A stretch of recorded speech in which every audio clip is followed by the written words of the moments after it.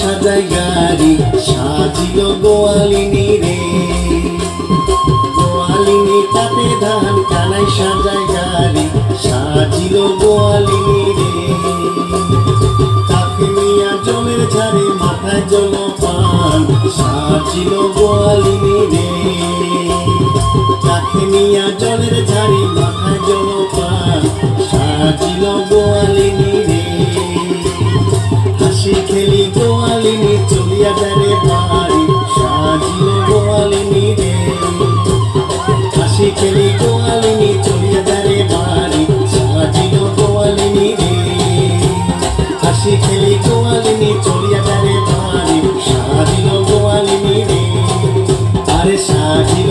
আমি এবাৰ 12তম বিহু উদযাপন কৰিছোঁ যাতে মিলনপুৰ যুৱক সংঘৰ সৌজন্য আমাৰ সমূহ ৰাইজে খুব সুন্দৰকৈ সঁহাৰি জনাইছে আৰু আজি খুব বতৰটো খুব ধুনীয়া আৰু আমাৰ খুব মানে ধুনীয়াকৈ আজি নিশাটো পাৰ কৰিলোঁ। সকলোকে আমি ধন্যবাদ জ্ঞাপন কৰিছোঁ, আমাক দলে বলে সহায় সহযোগ কৰিছে।